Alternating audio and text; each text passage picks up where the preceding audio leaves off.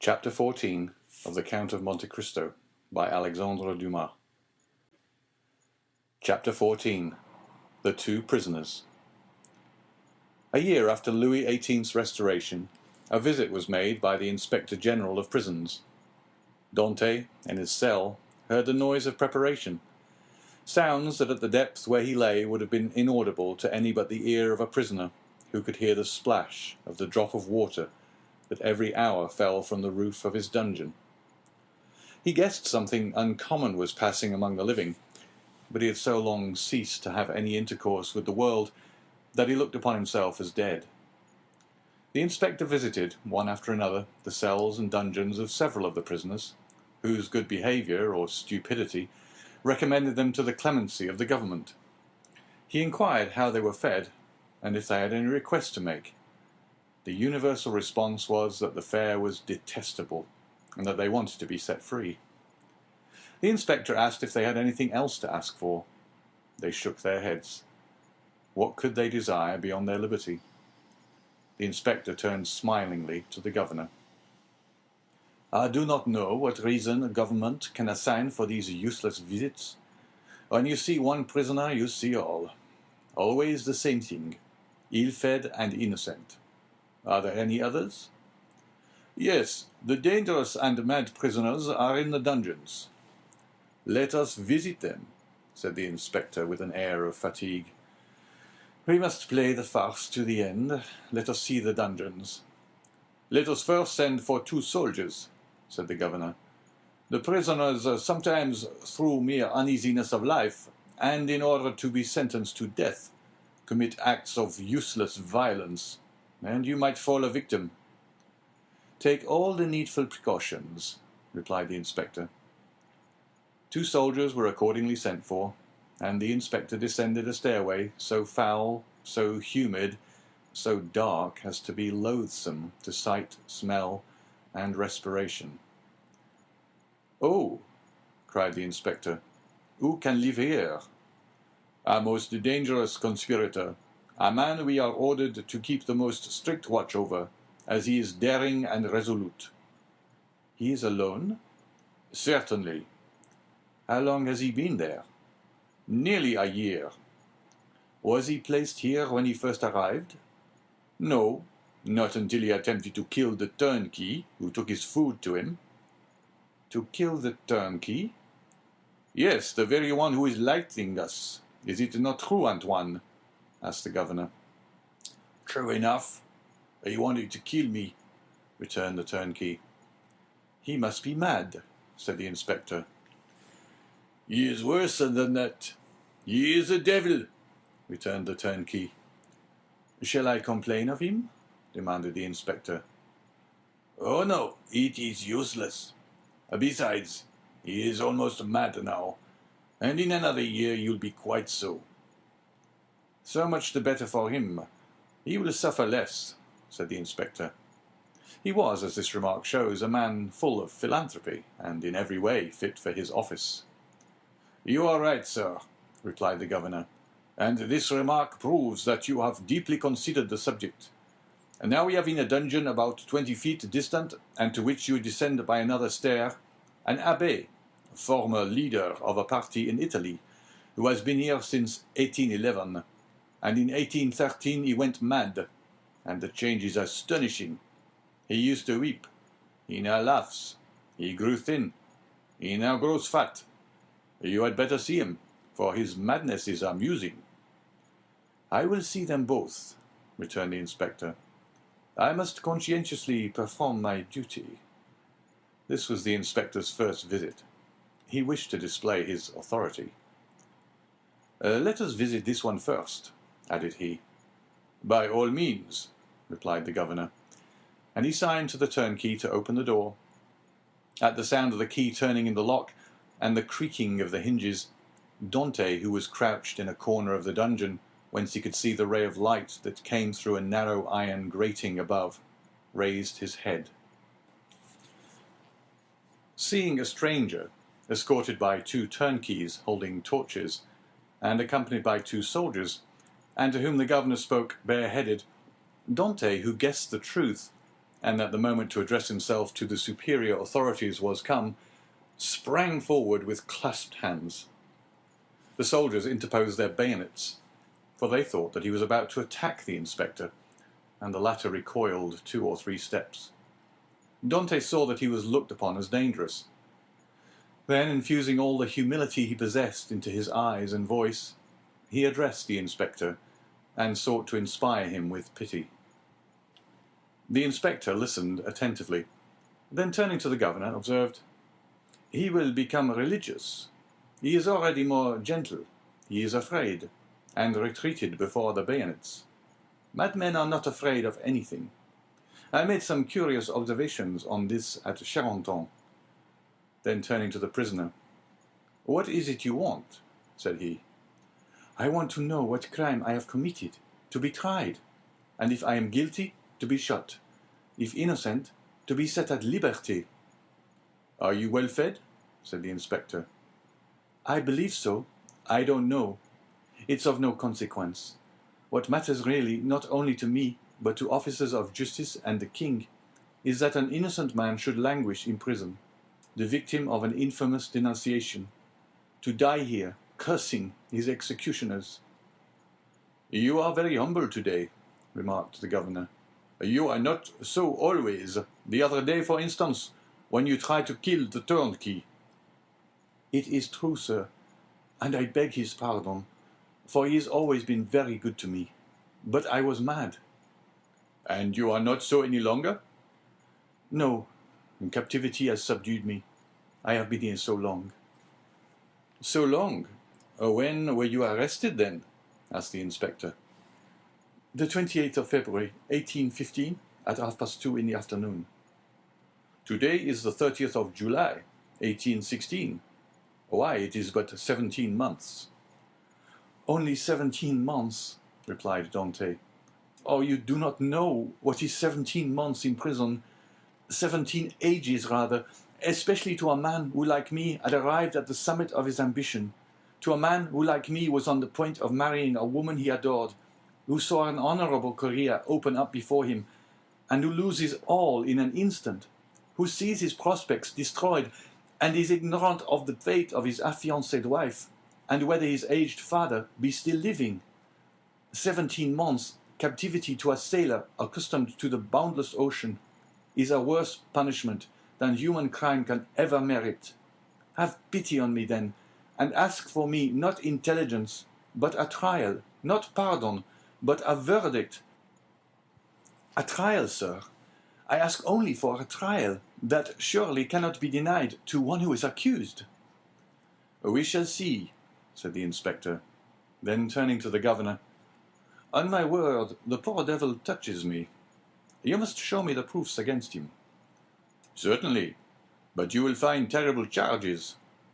"Monsieur," continued Dante, "I know it is not in your power to release me, but you can plead for me. You can have me tried, and that is all I ask. Let me know my crime and the reason why I was condemned. Uncertainty is worse than all." "Go on with the lights," said the inspector. "Monsieur," cried Dante, "I can tell by your voice you are touched with pity. Tell me at least to hope." "I cannot tell you that," replied the inspector. "I can only promise to examine into your case." "Oh, I am free! Then I am saved!" "Who arrested you?" "Monsieur Villefort. See him and hear what he says." "Monsieur Villefort is no longer at Marseille. He is now at Toulouse." "I am no longer surprised at my detention," murmured Dante, "since my only protector is removed." "Had Monsieur Villefort any cause of personal dislike to you?" "None. On the contrary, he was very kind to me."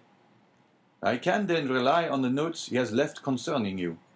"Entirely." "That is well. Wait patiently, then." Dante fell on his knees and prayed earnestly. The door closed, but this time a fresh inmate was left with Dante. Hope. "Will you see the register at once?" asked the governor, "or proceed to the other cell?" "Let us visit them all," said the inspector. "If I once went up those stairs, I should never have the courage to come down again. Ah, this is not like the other, and his madness is less affecting than this one's display of reason. What is his folly? He fancies he possesses an immense treasure. The first year he offered the government 1,000,000 of francs for his release. The second, 2. The third, 3. And so on progressively. He is now in his 5th year of captivity. He will ask to speak to you in private, and offer you 5,000,000. How curious. What is his name? The Abbé Faria. Numero 27, said the inspector. It is here. Unlock the door, Antoine. The turnkey obeyed, and the inspector gazed curiously into the chamber of the mad abbé. In the centre of the cell, in a circle traced with a fragment of plaster detached from the wall, sat a man whose tattered garment scarcely covered him. He was drawing in this circle geometrical lines, and seemed as much absorbed in his problem as Archimedes was when the soldier of Marcellus slew him. He did not move at the sound of the door, and continued his calculations until the flash of the torches lighted up with an unwonted glare the sombre walls of his cell. Then, raising his head, he perceived with astonishment the number of persons present. He hastily seized the coverlet of his bed and wrapped it around him. "What is it you want?" said the inspector.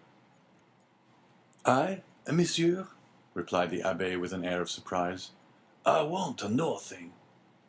"You do not understand," continued the inspector. "I am sent here by government to visit the prison, and hear the requests of the prisoners." "Oh, that is different," cried the abbé, "and we shall understand each other, I hope." "There now," whispered the governor, "it is just as I told you." "Monsieur," continued the prisoner, "I am the Abbé Faria, born at Rome. I was for 20 years a cardinal's father's secretary. I was arrested. Why, I know not. Toward the beginning of the year 1811. Since then, I have demanded my liberty from the Italian and French government." "Why from the French government?"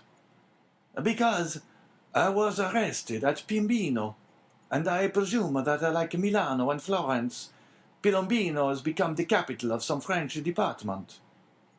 "Ah," said the inspector, "you have not the latest news from Italy." "My information dates from the day on which I was arrested," returned the Abbé Faria, "and as the Emperor had created the kingdom of Rome for his infant son, I presume that he has realized the dream of Machiavelli and Cesar Borgia, which was to make Italy a united kingdom." "Monsieur," returned the inspector, "Providence has changed this gigantic plan you advocate so warmly." "It is the only means of rendering Italy strong, happy, and independent." "Very possibly. Only I am not come to discuss politics, but to inquire if you have anything to ask or to complain of." "The food is the same as in other prisons. That is, very bad. The lodging is very unhealthful, but on the whole, passable for a dungeon. But it is not that which I wish to speak of, but a secret I have to reveal of the greatest importance." "We are coming to the point," whispered the governor. "It is for that reason I am delighted to see you," continued the abbé, "although you have disturbed me in a most important calculation, which, if it succeeded, would possibly change Newton's system. Could you allow me a few words in private?" "What did I tell you?" said the governor. "You knew him," returned the inspector with a smile. "What you ask is impossible, monsieur," continued he, addressing Faria. "But," said the abbé, "I would speak to you of a larger sum, amounting to 5 millions." "The very sum you named," whispered the inspector in his turn. "However," continued Faria, seeing that the inspector was about to depart, "it is not absolutely necessary for us to be alone. The governor can be present." "Unfortunately, said the governor. "I know beforehand what you are about to say. It concerns your treasures, does it not?" Faria fixed his eyes on him with an expression that would have convinced anyone else of his sanity. "Of course," said he. "Of what else should I speak?" "Mr. Inspector," continued the governor, "I can tell you the story as well as he, for it has been dinned in my ears for the last 4 or 5 years. "That proves," returned the abbé, "that you are like those of Holy Writ, who having ears hear not, and having eyes see not." "My dear sir, the government is rich and doesn't want your treasures," replied the inspector. "Keep them until you are liberated." The abbé's eyes glistened. He seized the inspector's hand. "But what if I am not liberated?" cried he, "and am detained here until my death? This treasure will be lost. Had not government better profit by it? I will offer 6 million, and I will content myself with the rest, if they will only give me my liberty." "On my word," said the inspector in a low tone, "had I not been told beforehand that this man was mad, I should believe what he says." "I am not mad," replied Faria, with that acuteness of hearing peculiar to prisoners. "The treasure I speak of really exists, and I offer to sign an agreement with you, in which I promise to lead you to the spot where you shall dig, and if I deceive you, bring me here again. I ask no more." The governor laughed. "Is the spot far from here?" 100 leagues. "It is not ill planned," said the governor. "If all the prisoners took it into their heads to travel 100 leagues, and their guardians consented to accompany them, they would have a capital chance of escaping." "The scheme is well known," said the inspector, "and the abbé's plan has not even the merit of originality." Then turning to Faria, "I inquired if you are well fed," said he. "Swear to me," replied Faria, "to free me if what I tell you prove true, and I will stay here while you go to the spot." "Are you well fed?" repeated the inspector. "Monsieur, you can run no risk, for as I told you, I will stay here, so there is no chance of me escaping." "You do not reply to my question," replied the inspector impatiently. "Nor you to mine," cried the abbé. "You will not accept my gold. I will keep it for myself. You refuse me my liberty. God will give it to me." And the abbé, casting away his coverlet, resumed his place and continued his calculations. "What is he doing there?" said the inspector. "Counting his treasures," replied the governor. Faria replied to this sarcasm with a glance of profound contempt. They went out. The turnkey closed the door behind them. "He was wealthy once, perhaps," said the inspector. "Or dreamed he was, and awoke mad." "After all," said the inspector, "if he had been rich, he would not have been here." So the matter ended for the Abbé Faria. He remained in his cell, and this visit only increased the belief in his insanity. Caligula or Nero, those treasure-seekers, those desirers of the impossible, would have accorded to the poor wretch, in exchange for his wealth, the liberty he so earnestly prayed for. But the kings of modern times, restrained by the limits of mere probability, have neither courage nor desire. They fear the ear that hears their orders, and the eye that scrutinizes their actions. Formerly they believed themselves sprung from Jupiter and shielded by their birth, but nowadays they are not inviolable. It has always been against the policy of despotic governments to suffer the victims of their persecutions to reappear. As the Inquisition rarely allowed its victims to be seen with their limbs distorted and their flesh lacerated by torture, so madness is always concealed in its cell, from whence, should it depart, it is conveyed to some gloomy hospital, where the doctor has no thought for man or mind in the mutilated being the jailer delivers to him. The very madness of the Abbé Faria, gone mad in prison, condemned him to perpetual captivity. The inspector kept his word with Dante. He examined the register, and found the following note concerning him. Edmond Dantès, a violent Bonapartist, took an active part in the return from Elba. The greatest watchfulness and care to be exercised. This note was in a different hand from the rest, which showed that it had been added since his confinement. The inspector could not contend against this accusation. He simply wrote, "Nothing to be done." This visit had infused new vigour into Dante. He had, till then, forgotten the date. But now, with a fragment of plaster, he wrote the date, 30th of July, 1816, and made a mark every day in order not to lose his reckoning again. Days and weeks passed away, then months. Dante still waited. He at first expected to be freed in a fortnight. This fortnight expired. He decided that the inspector would do nothing until his return to Paris, and that he would not reach there until his circuit was finished. He therefore fixed 3 months. 3 months passed away, then 6 more. Finally 10 months and a half had gone by, and no favourable change had taken place, and Dante began to fancy the inspector's visit but a dream, an illusion of the brain. At the expiration of a year, the governor was transferred. He had obtained the charge of the fortress at Ham. He took with him several of his subordinates, and amongst them Dante's jailer.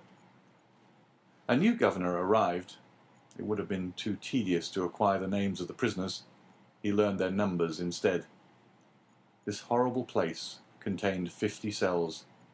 Their inhabitants were designated by the numbers of their cell, and the unhappy young man was no longer called Edmond Dantès. He was now number 34. End of chapter 14.